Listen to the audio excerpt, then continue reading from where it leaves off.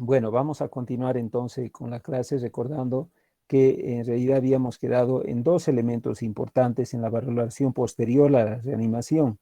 Primero, valorar el test de Apgar. Puntualizábamos la importancia que tiene en la determinación de la adaptación del niño a la vida extrauterina, un índice inclusive predictor de riesgo posterior al nacimiento, puesto que está asociado con retrasos psicomotores la presencia de un test de Apgar bajo. Puntualizábamos también los valores que tiene como elementos normales, por 7 o por encima de 7, un valor normal, por debajo ya vamos hablando de grados de depresión desde severa, muy bajo 0 a 2, hasta moderada 3 4 y leve, ¿verdad? 0 a 2 y grave por encima de 5 a 6.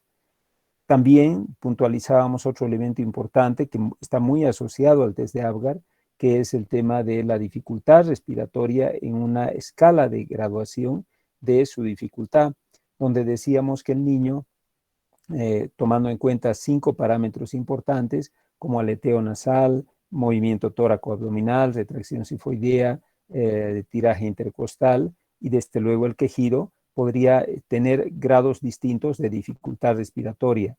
A diferencia con el test de Apgar, que mientras más bajito esté, es menos problema de mala adaptación. En este caso, mientras más alto esté, mayor dificultad respiratoria tendrá nuestro paciente.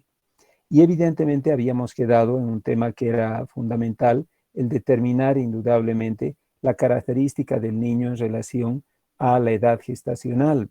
Ya decíamos en la anterior clase de que la edad gestacional habitualmente la determinamos antes del nacimiento a través de varios parámetros, ¿verdad? La altura uterina nos permite orientarnos sobre la edad gestacional, también desde luego la ecografía, la fecha de última menstruación, pero ya cuando nace el niño, les decía, lo lógico ya es empezar a valorar al pequeño en base al examen físico, vale decir, dándonos cuenta cómo estará su edad gestacional al examinarlo.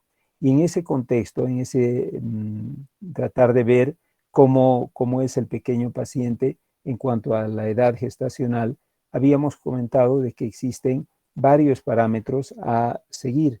El que estamos viendo en este momento es la escala de Capurro, un método muy utilizado, lo hemos adoptado en la cátedra desde hace algunos años ya, porque ese es el método oficial que utiliza nuestro país para determinar la edad gestacional. Y toma en cuenta varios parámetros, como por ejemplo el pabellón auricular, la presencia del nódulo mamario, la formación del pezón, la característica y textura de la piel y por supuesto como último dato los pliegues plantares. Vayamos a analizar, les decía ayer, cada uno de ellos. En el pabellón auricular, cuando vemos a un recién nacido muy pequeño, o sea, vale decir un recién nacido prematuro, observamos que el pabellón es muy blando, o sea, es muy flexible, muy plegable inclusive, pero tiene una característica que se hace constante en los niños pequeños, en los recién nacidos, la incurvación en la parte superior. Habitualmente en ellos, toda esta parte de arriba, que les estoy marcando con las flechitas, en esta parte, está prácticamente casi nada incurvado o totalmente liso. O sea, vemos que aparte que es muy blando, se queda doblado cuando lo doblamos, pues toda esta parte superior está plana, lisa, o casi nada incurvado o nada de incurvación. Entonces ahí le pondremos un puntaje de 0 porque obviamente nos sugiere un estado de prematuridad extrema.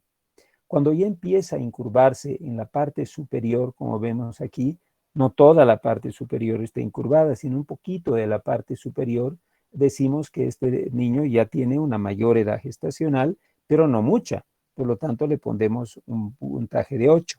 Cuando observamos que el pabellón está todo incurvado en la parte superior, lo ven ustedes, está todo incurvado en la parte superior, diremos que tiene un puntaje de 16. Y cuando está incurvado tanto en la parte superior media, hasta aquí, hasta abajo, inclusive parte de la inferior, diremos que es un niño muy maduro y por lo tanto le ponemos un puntaje de 24. La glándula mamaria está presente desde el nacimiento a través de la formación de lo que llamamos un nódulo mamario. ¿Qué es esto? Mire usted, al palpar por debajo de la areola mamaria, al tocar por debajo de la areola mamaria, observamos que hay una formación nodular, redondeada, perfectamente delimitada, con un pequeño quiste debajo de la areola. Esa es la formación de la glándula mamaria. Esa es la glándula mamaria en sí. Se llama nódulo mamario. Y usted mira, doctor, ¿está presente en todos los recién nacidos? Sí, está presente en todos los recién nacidos y obedece a que en el último periodo de la gestación, tanto la placenta como también la madre han transferido al niño una gran cantidad de estrógenos, al niño o a la niña, gran cantidad de estrógenos para que le permita una mayor maduración. Recordemos que el estrógeno es la principal hormona maduradora en el ser humano y por lo tanto le ayuda a madurar su pulmón, su sistema nervioso central, su sistema digestivo, piel, etcétera, etcétera. Entonces necesita mandar mucho estrógeno. Y se traduce también, por supuesto, el estrógeno en un crecimiento de la glándula mamaria. Pero esto ocurre en los últimos periodos de la gestación, en las últimas semanas de gestación, de tal manera que un recién nacido prematuro, pues no palpa usted nada, o sea, no se nota absolutamente nada, porque evidentemente no ha recibido todavía ese estímulo estrogénico a partir de la madre. Por lo tanto, diremos, no, este niño es prematuro, le pondré un puntaje de 0. Si puedo palpar la glándula mamaria, pero esta tiene un diámetro muy pequeño, ¿no es cierto? Menor a 5 milímetros, diré menos de medio centímetro, imagínense ustedes, menor a 5 milímetros, diré, no, este niño es muy chiquitito, es prematuro todavía, le pongo un puntaje de 5. Si noto que la glándula mamaria está más grande, entre 5 a 10 milímetros, diré, no, este niño está más madurito, le pondremos un puntaje de 10. Y si palpo más allá de 10 milímetros la glándula mamaria, mira, ¿se ve esto? Sí, en los niños posmaduros, ¿verdad, doctora Liz? Si palpamos nódulos mamarios o glándulas mamarias más allá de 10, 15, hasta 20 milímetros hemos podido ver de glándulas mamarias. Por lo tanto, diremos, este niño ya está bastante maduro. La formación del pezón igual tiene características importantes. ¿A qué se refiere? El pezón es toda la zona pigmentada y por debajo está la glándula mamaria. Se refiere tanto al pezón como la areola mamaria, ¿verdad? Se refiere a ambas estructuras. Y normalmente, a medida que va madurando el niño, se va haciendo más visible, pero también más palpable. Sin embargo, si es muy prematuro, es decir, ustedes no ven prácticamente ni areola ni formación de pezón. O sea, vale decir, es prácticamente imperceptible, apenas sí se puede ver. O sea, uno diría, no, aquí no veo areola, veo un poquito de pezón, pero no hay areola mamaria. Entonces, es un niño probablemente prematuro. Me pongo un puntaje de 0. Cuando logro ver ahora sí la areola mamaria, pero esta no, toco la areola y es totalmente lisa, no se nota nada, solo es visible, ¿no es cierto? Y tiene un diámetro menor, la areola mamaria, de 7.5 milímetros, diré, no, este es un prematuro todavía, le pongo un puntaje de 5. Cuando vemos ya un tamaño de areola mamaria, o sea, todo alrededor del pezón, de más de 7.5 milímetros, y observo ya que el pezón mismo ya es puntiforme, se proyecta, ya es palpable claramente, entonces diré, no, este niño ya es un poco maduro, le pondremos un puntaje de 10. Y cuando observo que tiene más de 7.5 milímetros, pero además la areola mamaria está con un borde externo levantado, o sea, noto un borde claramente levantado alrededor de la areola mamaria, diré, no, este niño ya es un niño maduro y le pondré un puntaje de 15. O sea, como ven ustedes, va aumentando el puntaje a medida que va aumentando la edad gestacional. Igualmente, la textura de la piel. En un prematuro, la piel es prácticamente gelatinosa. Usted toca la piel y es como una cosa tremendamente suave, como una gelatina que va palpando. Así es la piel, muy, muy fina, lisa, prácticamente transparente. Pues ese es un niño prematuro. Cuando vamos avanzando en la edad gestacional, a ese niño anterior le puse el puntaje de 0. Cuando avanzamos en la edad gestacional, vemos que la piel ya no se hace tan gelatinosa, pero sí es muy suave, totalmente lisa, sin ninguna arruga, le pondré un puntaje de 5. Si avanzo más en la edad gestacional, noto una piel más gruesa, presenta una discreta descamación superficial, se va pelando un poquito, notaré o anotaré un puntaje de 10. Cuando observo que en la piel ya hay grietas, o sea, vale decir, ya tiene arrugas esa piel que son superficiales y hay mayor descamación, pero esta vez compromete palmas y plantas, pues diré, no, este es un niño más maduro, le pongo un puntaje de 15. Y cuando la piel es muy gruesa, llena de grietas profundas, apergaminada, o sea, bien arrugada y muy descamativa, entonces diré, no, este niño es un niño maduro, le pondré un puntaje de 20. Lo mismo ocurre en pliegues plantares. Generalmente los prematuros, nada de pliegues. Por eso a veces nos preguntamos qué utilidad tiene el pliegue plantar cuando evidentemente va variando mucho en la edad, ¿verdad? Entonces no nos sirve de recuerdo, más es una costumbre. Pero evidentemente, porque se pone pliegue plantar todavía en muchas historias clínicas perinatales. Sin embargo, claro, es muy variable, por lo tanto no tiene un sentido claro de identificación personal. Pero si, por ejemplo, ya este niño nace y es totalmente liso, no hay ningún pliegue, pues yo sé que es un prematuro.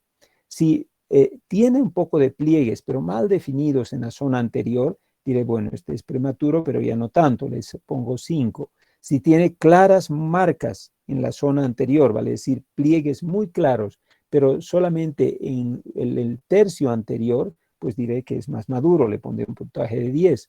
Cuando toda la mitad anterior y media tiene surcos, diré, bueno, este es un puntaje mayor, 15, porque es un niño más maduro.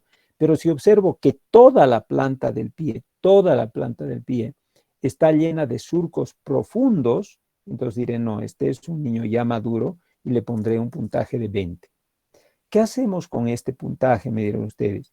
Sumamos al puntaje obtenido, vayamos a pensar que hemos obtenido un puntaje de 32, le sumamos una constante que es 204 y lo dividimos entre 7. El resultado, con una variación de más o menos una semana, nos da la edad gestacional expresada en semanas gestacionales. Vayamos a hacer un ejercicio. Tengan a mano la calculadora para hacer también su suma y su división. Tenemos un pequeño paciente que tiene al examen físico un pabellón prácticamente liso. No palpo nada. He tratado de ver si tenía alguna incurvación y no tiene ninguna. Toco la glándula mamaria y esta es muy pequeñita. Tiene aproximadamente 3 milímetros de glándula mamaria. O sea, se nota que hay glándula mamaria, pero solamente 3 milímetros. Cuando ya me fijo la formación del pezón y de la areola mamaria, observo que realmente la areola es apenas visible, mide indudablemente unos 5 milímetros, la areola mamaria mide 5 milímetros, y cuando palpo no percibo nada. O sea, solo es visible, pero 5 milímetros y no se palpa nada. La piel está muy fina, es lisa, pero sí observo que hay una discreta descamación superficial. Está un poquito descamada la piel. Y cuando observo los pliegues plantares, vemos que sí tiene algún pliegue, algún surquito no es totalmente lisa, pero solo es en la parte más anterior de la planta del pie. Con esas características, ¿qué puntaje hemos obtenido hasta ahora? ¿Me pueden decir? 25, doctor. Correcto, es 25. Piensen en esto. Sí, está muy bien, porque piensen en el pabellón, le pusimos 0, ¿verdad? En la glándula mamaria le pusimos 5.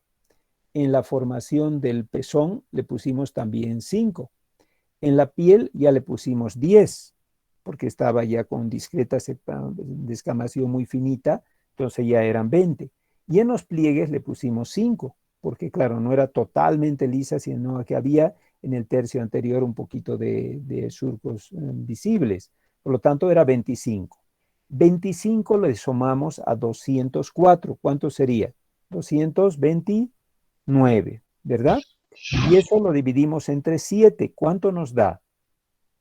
32 semanas. 54. Ya, este niño es un... ¿Cuánto? ¿Cuánto, 32 perdón? semanas, doctor. 32 semanas. Eso nos da la edad gestacional de este niño. Estamos hablando de un prematurito. Podría ser, usted doctor, me ha dado 32, pero puede ser que tenga 31 o 33. Sí, sigue siendo prematuro y bastante pequeño. Por lo tanto, esa es para nosotros su edad gestacional. ¿Y qué hacemos con esta edad gestacional, me dirá usted? Vamos a compararla, o sea, recuerden, 32 semanas, y vamos a ver si este niño es un recién nacido prematuro. Sabemos que sí es prematuro, porque es un índice muy confiable, una diferencia muy leve. De hecho, es prematuro, pero es adecuado para la edad gestacional. O sea, vale decir, ¿está bien nutrido? ¿Está prematuro bien nutrido? ¿O es un prematuro obeso? ¿O es un prematuro, no sé, que esté desnutrido? ¿Cómo lo hacemos? Para eso nos guiamos en base a una tabla que es la tabla de crecimiento, es una curva como las que hemos aprendido en el tema del desarrollo, ¿no es cierto? Y es esta tabla que es la tabla muy conocida de Luchenko y Battaglia. Esta tabla nos dice si está adecuado o no para la edad gestacional. Vayamos a ver nuestro ejemplo. El niño que hemos visto hasta ahora tiene un peso de 1.300 gramos. 1.300, pesa 1,3 kg. Entonces, en nuestra tabla tenemos dos percentiles a recordar. El percentil 90, que es este de aquí arriba, y el percentil 10, que es el percentil inferior. Cuando está por encima del percentil 90, decimos que es grande para la edad gestacional. Y cuando está por debajo del percentil 10, decimos que es pequeño para la edad gestacional. Y cuando está entre el 90 y el 10, decimos que es apropiado para la edad gestacional. Otra línea a recordar es de que hay una línea vertical que es la edad gestacional a término. Vale decir, 37 semanas o más es a término y 37 semanas a menos es prematuro. Y cuando está por demás de 41 semanas, o sea, más de 41, me refiero 42, por ejemplo, es un posmaduro o post-término. ¿De acuerdo? Entonces, esos elementos debemos tomar en cuenta para hacer nuestra clasificación. Hemos dicho que nuestro pequeño tenía 32 semanas, o sea, está en este punto, y pesa 1.300 gramos. Vemos que 1.000 es aproximadamente aquí, aquí es 1.500 y este niño está aquí, en este punto. Por lo tanto, ¿cómo estará? Ahí donde está la flechita. ¿Será un recién nacido a término o no? Apropiado para la edad gestacional. Será un recién nacido pretérmino, porque está por debajo de las 37 semanas, ¿verdad? Y es apropiado para la edad gestacional porque está entre el percentil 90 y el percentil 10. Por lo tanto, diré, es un recién nacido pretérmino apropiado para la edad gestacional. Si hubiera estado aquí, o sea, con un peso de 700 gramos, hubiera dicho, no, no, este es un prematuro, pero está muy chiquito, no corresponde a 32 semanas. Por lo tanto, ¿qué diré? Que es un recién nacido pretérmino, pero pequeño para la edad gestacional. O sea, es un desnutrido intrauterino. Pero si este mismo niño hubiera venido con un peso de 2,500, no, este es un niño macrosómico. O sea, es un recién nacido pretérmino, pero grande para la edad gestacional. Esa es la clasificación que hace Battaglia y Luchenko a nivel mundial, ¿verdad, doctora? Para determinar la edad gestacional. ¿Qué dice usted, doctora Litsi? Sí, doctor, siempre en todo neonato, ¿no? Utilizamos esta clasificación para ver si ha nacido con un peso adecuado o no, y también la edad Exacto. gestacional.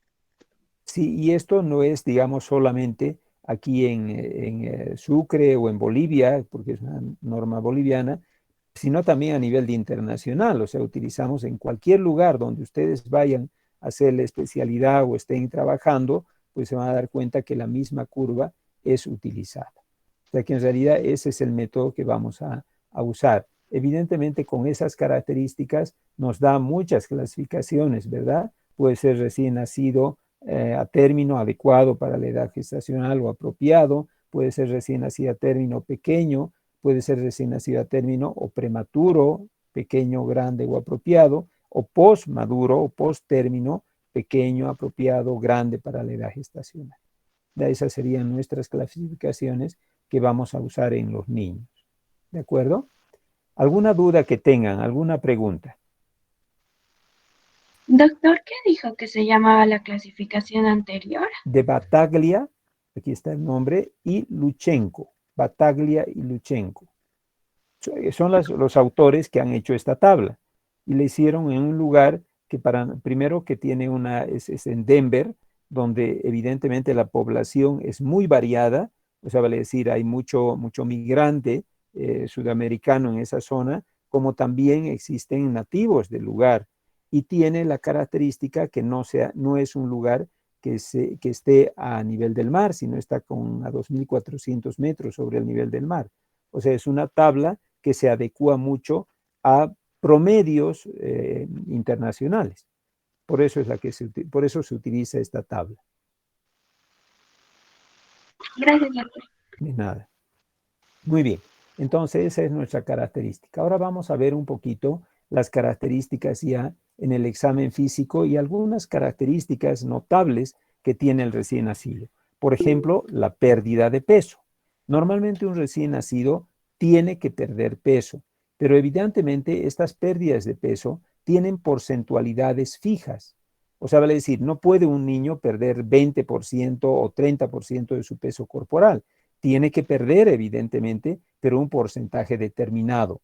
En el recién nacido a término, acabamos de decir que es un recién nacido a término, pues su pérdida de peso no debería superar el 10%. Y cuando hablamos de una pérdida de peso de un recién nacido prematuro, generalmente esta pérdida de peso no debe superar el 15% de pérdida de peso. Entonces es algo que debemos recordar. ¿Qué utilidad práctica tiene esto? Vayamos a ver si tiene una utilidad práctica. Me encuentro controlando a un recién nacido de 3 días de vida. El niño ha nacido hace 3 días y la mamá me reclama y me dice, doctor, no tengo leche. Pero usted le está dando, señora. Sí, le doy constantemente, doctor. No paro día y noche de darle el pecho, pero el bebé llora y noto que no está sacando leche. Bueno, muy bien, decidimos evaluar a nuestro recién nacido en peso. Él tiene un antecedente de peso al nacer de 3 kilos 700 gramos, o sea, es un niño bastante grande, y hoy está con un pesito al tercer día de vida con 3 kilos 500. ¿Cuál ha sido su pérdida de peso? Su porcentaje de pérdida de peso, ¿está dentro de lo normal o es que se ha pasado de lo normal? ¿Qué dicen ustedes? Nació con 3.700 y hoy está con 3.500. ¿Cuánto será su pérdida?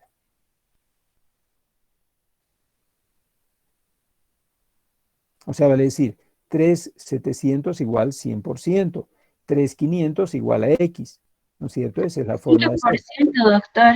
Ya está con un 5% de pérdida de peso, lo cual no está exagerado, está dentro de un parámetro normal.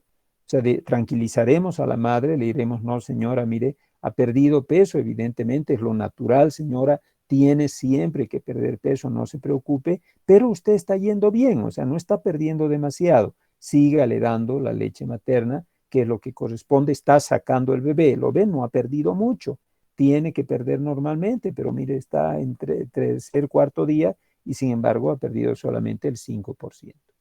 Distinto sería que yo calcule este mismo niño y resulta que está pesando 3.200 y pesó 3.700. ¿Ahí cuánto habría perdido con 3.200? Un 12% más o menos. Es demasiado. O sea, está deshidratado el niño, por lo tanto, esta pérdida no es admisible. O sea, está perdiendo mucho, tendré que tomar alguna medida para permitir una mejor hidratación de mi paciente. ¿De acuerdo?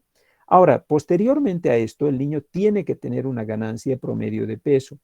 Yo lo recibí anoche, un recién nacido, ahora tiene ya 28 días de vida, está justo llegando al final de su periodo de neonato, ¿verdad? Y cuando lo controlé la primera vez, tenía muy corta edad, tenía 7 días, o sea, yo lo he visto en resumen después de 20 días, 21 días, 20 días, pónganle, y ahora él pesó en ese entonces, cuando lo vi, 2 kilos 800, cuando lo vi pesó 2.800, y ahora está pesando 3, después de 20 días está con 3. ¿Será bueno el incremento? ¿Será adecuado? Ha aumentado 200 gramos en 20 días. O sea, ¿qué les parece ese incremento? ¿Les parece bueno? No, doctor, tendría que aumentar más o menos 20 gramos por día. Ya, en realidad tiene que aumentar de 20 a 30 gramos por día, 20 a 30. 20 inclusive es muy poquito, ¿no? Es el límite inferior. Entonces yo tengo que pensar que idealmente debería llegar a unos 30. Por lo tanto, me preocupa. Este niño que ha pasado, señora, y no le está dando el pecho a la mamá, lamentablemente ella siente que por el trabajo, porque ya ha vuelto al trabajo, no está pudiendo producir la cantidad y le está dando fórmula. Bastante fórmula le está dando, pero claro, se ve que no le está logrando dar lo suficiente porque ella no tiene idea, pues cuánto le tiene que dar a su edad. Entonces ahí ha habido un problema de mala orientación de la mamá que lamentablemente ha repercutido negativamente en el crecimiento de su niño.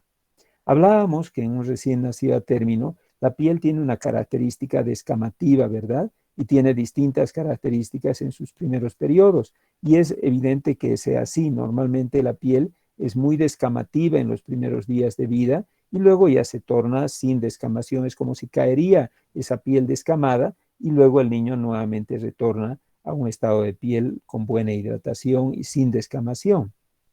Como característica también de la piel es de que esta evidentemente ya es turgente, ya es elástica. Normalmente en el recién nacido hay un signo del pliegue negativo, si está el paciente, por supuesto, bien hidratado, y es común encontrar varios elementos de coloración que a veces, si no tenemos la experiencia suficiente, nos llama la atención. Primero que la piel es muy transparente, cambia mucho de color en relación al estado en que se encuentra el niño. Por ejemplo, si está llorando, vemos que su piel se torna muy rojiza, se pone muy colorado por la transparencia que presenta la piel. O cuando está muy dormidito, se pone muy pálido de color amarillento y evidentemente son elementos que si la mamá no los conoce y el médico no le explica, se va a asustar, va a decir, cambia mucho, está rojo por momentos y por momentos pálido, algo le ocurre a mi bebé. Y en realidad no es que le ocurre algo, sino que la característica que tiene su piel de ser muy transparente hace que evidentemente se note esas características que hemos descrito. También la piel del niño está rodeada de bastante vello, o sea, tiene mucho pelito el niño en todo lugar, pabellón auricular, tiene en el pecho, en la espalda, en los brazos, en las manos, lleno de pelitos. ¿Qué se llama esto? Se denomina lanugo fetal. Es un tipo de pelo, de vello fino, ¿no es cierto?, que el niño luego irá perdiendo, se le va a ir cayendo.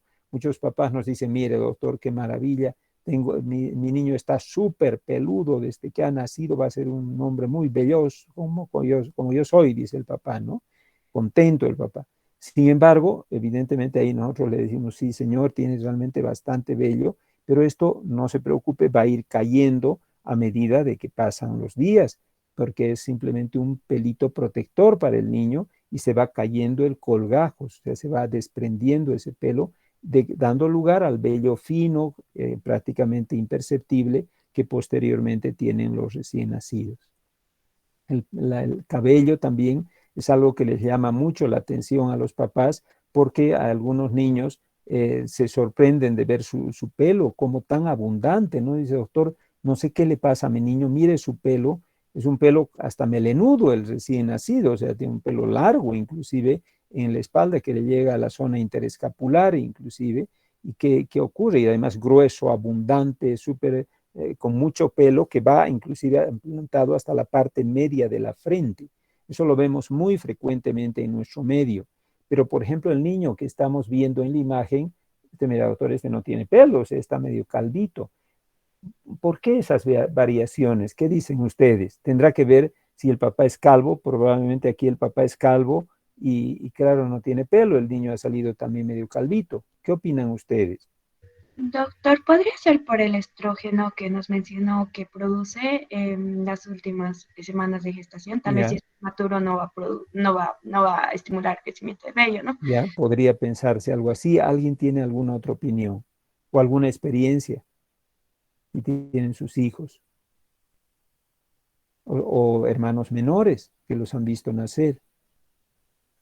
Yo les voy a contar una experiencia personal. Yo, por ejemplo, uno de mis hijos nació donde yo estaba haciendo la especialidad en Barcelona y los colegas obviamente venían a visitar a mi niño, ¿no? Que estaba en el hospital donde yo me formaba, en el hospital clínico de la Universidad de Barcelona, venían y veían a mi hijo y se sorprendían, ¿qué ha pasado con tu niño José Luis? ¿Por qué? Porque mi niño nació moreno y con el pelo muy largo y muy abundante. Entonces, ¿qué ha pasado? Está melenudo. Y todos los demás bebés que estaban ahí en la sala eran así como este niño que lo está viendo, calvito, no tenía nada de pelo. El mío era el único pelón que tenía pelos inclusive hasta en las orejas. ¿Por qué? Es racial. La característica del pelo es racial. En nuestro medio, nuestro pelo es negro, ¿verdad? En la mayor parte de las personas. Y es un pelo grueso y abundante, desde recién nacido, y cae muy poco. El pelo claro, castaño, castaño claro o rubio, es un pelo delgado, muy fino y muy escaso al nacer. Nace el niño con muy poquito pelo. Este bebé, por ejemplo, es rubiecito, entonces, claro, aquí lo vemos de blanco y negro, pero es rubiecito y por eso tiene tan poquito pelo. Y se le va a caer totalmente. O sea, cuando el niño tenga aproximadamente unos 5 meses, no va a tener nada de pelo, va a quedar totalmente calvito. Y luego le va a empezar a crecer bastante pelo y va un pelo muy duradero también, ¿verdad? Mientras que el pelo negro tiene muy poca caída, casi nunca termina de caer, siempre que está melenudo el niño, y es muy resistente en vidas posteriores también. O sea, es una característica del pelo del racial del mismo niño. O sea, es una característica, recuerden, racial. Es la raza que ha dado esa determinante en el pelo del niño. ¿Alguna duda? Doctor, ¿no es lo que se denomina lanugo, que El suele caer lanugo, en las primeras el, semanas? sí, es lo que les acabo de comentar, ¿no? El lanugo es un pelo que cubre todo el cuerpo del niño, jóvenes. Cuando ustedes nazcan sus bebés, van a ver que está lleno de pelos en su espalda, en sus nalgas, en sus muslos, en sus piernas, en sus brazos. Está lleno de pelo. Por eso les decía el ejemplo del papá que estaba muy contento porque me dijo, doctor, mi hijo ha nacido tan peludo como yo estoy lleno de pelos, le muestro, doctor, no, no me muestre, tranquilo, pero yo le creo, usted tiene bastante pelo, seguro, pero su bebé tiene bastante pelo también, pero es un pelo natural, se llama lanugo, les decimos, y es un pelo con el que el niño ha nacido, todo recién nacido nace con ese pelo, y es un pelo protector en realidad, no es como una capa que le permite cubrir del estrés térmico al niño, y es un pelo que va cayendo en colgajos, le decía, en todo el cuerpo se le va cayendo en colgajos. Pero el cuero cabelludo, el pelo del cabello es totalmente distinto, ¿no? Tiene características raciales, les comentaba. ¿Algún otro comentario, alguna otra duda? Bien, el ombligo también tiene sus características propias. Hay distintas variedades de ombligo que a veces si no lo sabemos, pues nos preocupa y uno dice, bueno, este ombligo está normal, está bien o está mal.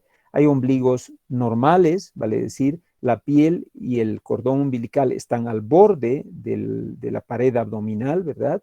Hay ombligos cutáneos donde vemos que la piel avanza por encima del cordón umbilical. Es como si la piel se subiría por el cordón umbilical 2, 3 centímetros a veces, ¿verdad, doctora Lizzi? Y observamos una característica de ombligo cutáneo. Y otros son los ombligos amnióticos, donde al contrario, el cordón umbilical llega un poquito más allá de la base de implantación, se extiende un poquito más. Esta variedad de ombligo, por supuesto, está muy asociada con el onfaloxele, ¿no? Es una característica propia de ese grupo de niños que tiene mayor riesgo de onfalocele y los ombligos cutáneos tienen una mayor incidencia de hernias umbilicales, sus características propias de este recién nacido. En la digestión de los bebés, recordemos que el recién nacido puede defecar. ¿Hasta cuándo no puede defecar? Digamos, nace un niño, pasan 6 horas y no hace caquita. Ya nos debe preocupar. ¿Tienen ustedes una idea hasta cuándo un recién nacido puede presentar su primera defecación? Hasta las 48 horas. Yo hace poquito, hace 3 días, he atendido en una clínica de nuestra ciudad, en la clínica Los Ángeles, un bebecito que ha presentado deposiciones, ha nacido hace 3 días, ha presentado recién ayer deposiciones. Uno diría, pero 48 horas, doctor, Sí, ha sido una caca muy esperada, por supuesto, por todos, pues ya estábamos preocupados, tenía un ano permeable, era claramente visible el ano, pero no hacía caca. Y ha hecho a las 48 horas justas, cuando ya estábamos por introducir un termómetro rectal al niño, solo que botaba gasecitos, nos tranquilizó, pero evidentemente ha hecho deposiciones a las 48 horas. Las deposiciones pueden ser normales hasta las 48 horas de vida postnatal. Se puede defecar ese momento a las pocas horas de nacer, como también al día siguiente o al segundo día, pero generalmente lo hacen en ese periodo de tiempo.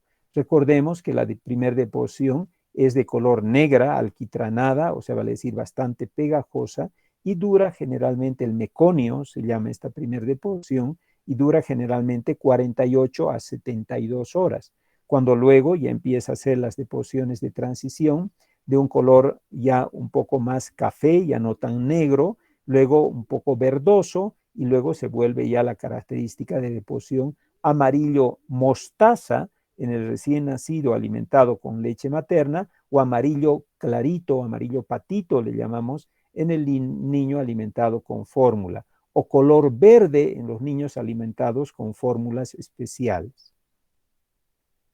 ¿Alguna duda, algún comentario hasta ahí?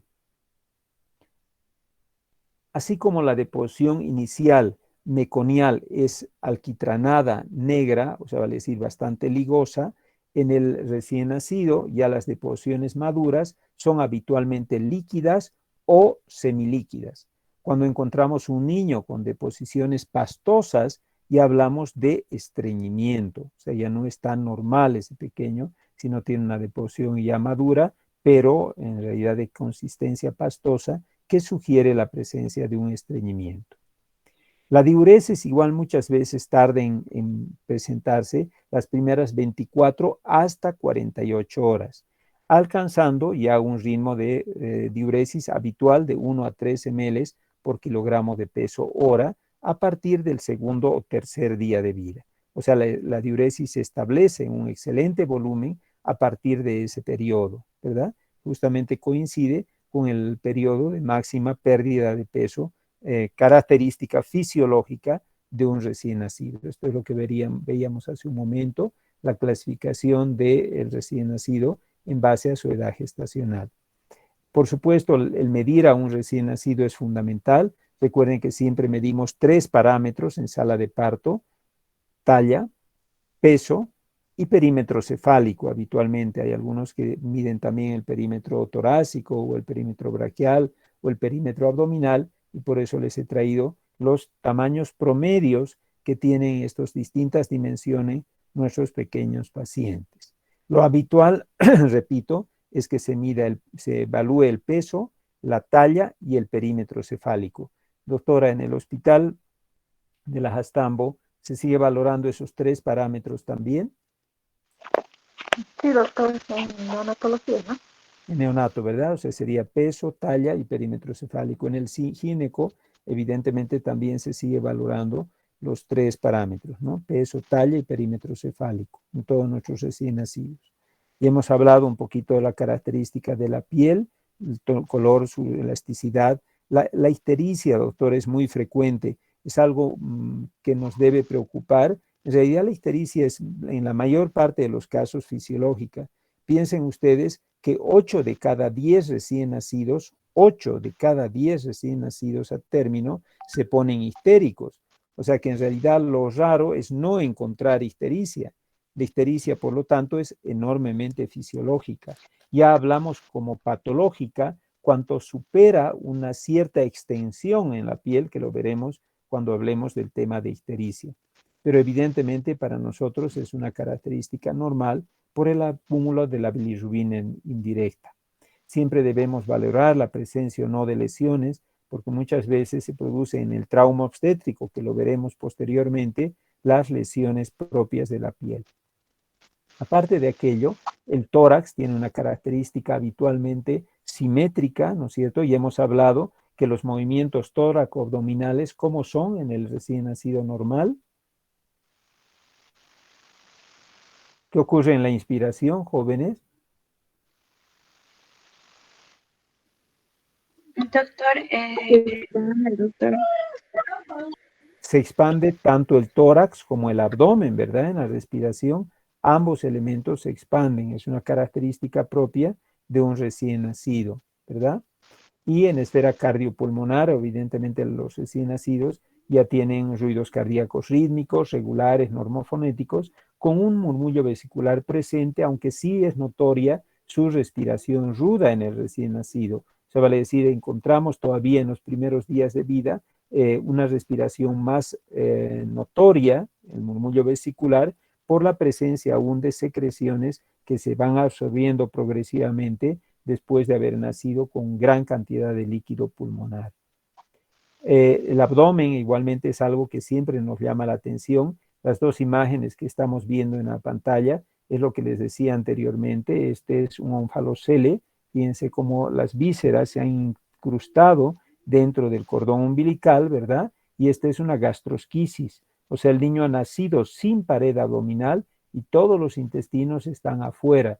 Este niño está muerto, me dirá usted, no, está vivo. Lo que pasa es que tiene una gastrosquisis. Es un niño que seguramente en pocos minutos será sometido a cirugía para lograr revertir ese estado, porque estas vísceras afuera van a sufrir inevitablemente un daño, como ustedes están pudiendo ver. Evidentemente, les decía, los abdómenes normales en los recién nacidos son muy globulosos, muy distendidos, debido a la gran visceromegalia que tienen los recién nacidos. En relación a su peso, el tamaño de los intestinos es mucho más largo que un adulto en relación a su propio tamaño y peso. Por lo tanto, siempre son bastante visceromegálicos, y no solo los intestinos, sino también inclusive la pared, la longitud o el tamaño del hígado es mucho más notorio, al igual que los riñoncitos. El cordón umbilical, no se olviden, contiene dos arterias, que son las que se dirigen al área renal, y una vena, que es por donde recibe el nutriente y la sangre del niño, y que se va a dirigir hacia la zona hepática, ¿cierto? Ahí estamos hablando de lo que es el onfalocele, la gastrosquisis. Los genitales también deben ser bien valorados. Recordemos que un recién nacido a término, los testículos ya se encuentran en bolsas escrotales y que habitualmente el recién nacido tiene el prepucio muy fimótico. Esa es su característica normal. En las niñas, normalmente los labios mayores, en una recién nacida a término, cubren completamente a los labios menores, y evidentemente la mayor parte de las niñas presentan ya al momento de nacer secreción vaginal blanquecina, propia de lo que hablábamos anteriormente, y también Adriana lo comentaba, que es el estímulo hormonal placentario y materno, que genera esa secreción vaginal, y el edema propio y el eritema propio de los labios mayores de las niñas recién naciditas. La maniobra de Ortolani o Barlow que estamos viendo para hacer las caderitas son también importantes a valorar. Aquí estamos viendo, fíjense ustedes, un mielomeningocele, una característica que lamentablemente en algún tiempo en nuestro país se ha visto con mucha frecuencia. La evaluación también neurológica del niño es muy importante. No solo hacemos una evaluación física, sino también neurológica, viendo distintos elementos. Aquí estamos viendo dos valoraciones importantes, que son las valoraciones del tono pasivo. Fíjense, ahí está el tono pasivo. El niño está echado, tranquilito, y nosotros hemos tratado de estirar el ángulo popliteo, estirar el piecito.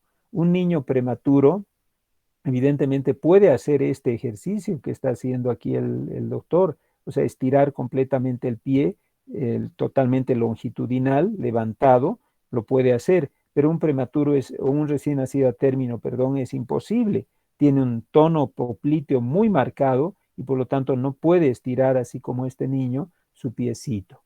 Esto que estamos viendo aquí se llama el signo de la bufanda, donde el operador está traccionando el brazo y el antebrazo sobre el tórax, y vemos que el codo del niño sobrepasa la línea media.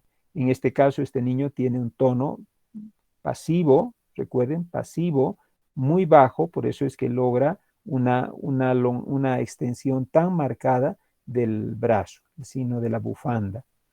El tono activo es el que estamos viendo, es cuando levantamos al niño, fíjense, de la camilla, y el niño acompaña ese movimiento de levantar, lo estamos agarrando de los hombros al niño, y el niño ha acompañado el levantarle, estamos hablando de un recién nacido, acompaña la cabeza a lo que estamos levantando el tórax, no se queda con la cabeza colgada, sino que la levanta ayudando a sentarse.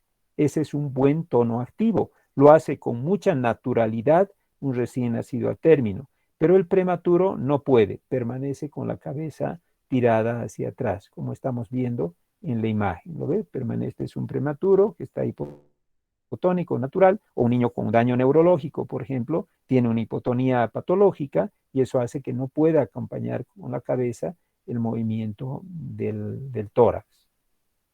Evidentemente tratamos de valorar los sentidos también en el recién nacido. El niño, usted me dirá, doctor, lo que está viendo debe ser un niño grande y hace seguimiento visual. En realidad, no, un recién nacido también a término ya tiene seguimiento visual. Es lo natural. Cuando no hay el seguimiento visual, ahí nos llama mucho la atención y pensamos que nuestro pequeño tiene algún problema que no le permite, desde luego, una mejor evolución. Los reflejos primitivos también son valorados, ¿verdad? Aquí estamos viendo, por ejemplo, el reflejo de Moro, aquí estamos viendo el reflejo de búsqueda, de succión, de deglución, que son elementos muy importantes, como ven, en distintos tiempos para valorar en el niño. Este es el reflejo de marcha. Un recién nacido ya puede caminar. Fíjense, lo ha sostenido el médico, lo ha proyectado hacia adelante y el niño está caminando, ¿verdad? Este es el reflejo de prensión palmar, el niño está agarrándose. Este es el galant del niño en decúbito ventral. Estimulamos un costado del niño y el niño va a girar su cuerpo hacia ese lado, ¿de acuerdo? Este otro reflejo, por ejemplo, que también es muy habitual de ver en nuestros niños, donde vemos que al flexionar una pierna, el niño estira la contralateral o hace lo contrario, estiramos esta pierna y el niño dobla la contralateral y se llama piramidal cruzado, trata de retirar con la otra pierna la mano que le está sujetando el pie y hace un movimiento simultáneo de los brazos, o sea, flexiona la extremidad extendida y extiende la extremidad superior la extiende y en la parte baja de los pies está al contrario flexionada. Este es el reflejo tan conocido de Moro, donde levanto al niño y lo suelto y el niño hace una extensión, luego una aducción y luego un llanto, que son características propias de los recién nacidos. Como ven, son elementos bien importantes a valorar en nuestros niños, haciéndose así un examen totalmente completo, donde inclusive vamos a poder ver los pares craneales de nuestros pequeños pacientes. No sé si tienen alguna duda, alguna pregunta. Doctor, Dígame, adelante. en cuanto a lo que nos hablaba del tono pasivo, Sí, esa consistencia, ¿el niño que esté a término va a estar con hipertonía?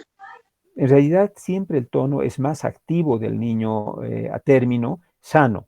¿Se da cuenta? O sea, por ejemplo, cuando usted hace el signo de la bufanda, le estira el brazo, se queda trancado ahí, o sea, no avanza más. Pero cuando usted agarra el brazo y lo pone hasta el otro lado, como hacemos los adultos, por ejemplo, ese niño está hipotónico, o sea, no tiene un tono normal. Entonces le hace pensar en un recién nacido a término que es un niño que tiene una hipotonía, un tono pasivo muy bajo, puede ser por daño neurológico. Pero si es un prematuro, no, va a extender una maravilla su brazo, pero es por propia prematuridad. O sea, normalmente el niño a término, respondiendo a su pregunta, sí tiene un mayor tono, un tono pasivo más alto. ¿Alguna Y otra esta, duda? y esta Dígame. hipertonía va a ir bajando y la extensibilidad va a ir aumentando. Va a ir aumentando, con la edad va aumentando, ya has salido del periodo neonatal, más allá del periodo neonatal, se pone más extendida la articulación, o sea, ya puede extender mucho más el bracito. Si alguna duda más, alguna pregunta que tenga. Doctor, entonces el signo de bufanda que menciona va a indicar que el niño está normal, que tiene un tono conservado, un tono activo. No necesariamente, por ejemplo, si usted le hace el signo de la bufanda y su hombro, su codo, se va hasta el hombro del otro lado, ¿qué diría usted? Que tiene hipotonía. O sea, tiene un sino de la bufanda muy extendido y por lo tanto es un niño hipotónico. Sí. ¿Alguna otra duda? Doctor, disculpe, cuando estaba Dígame. llamando lista, no sé si me escuchó, estaba re mal mi señal. A ver, déjeme Oye, ver. ¿Alguna otra? Sí. No está como con falta. No me ha contestado. sí, sí le contesté, solo que estaba re mal mi señal, entonces no me escuchó. Ya, de acuerdo. Ya le estoy poniendo que está presente. Gracias. ¿Alguien tiene, de nada, alguien tiene alguna otra duda? Nadie. Bueno, muy bien. Para nuestra siguiente clase, no se olviden, el día martes nos toca hablar ya de asfixia perinatal, otro tema muy importante dentro de lo que es el área de morbilidad y mortalidad neonatal. Que les vaya muy bien, que tengan un lindo día. Hasta luego, doctora Litsi. Que les vaya bien a todos. Gracias, doctor. Hasta luego. Hasta luego. Hasta luego. Doctor. Hasta luego. Hasta luego, Hasta luego. doctor. Hasta luego.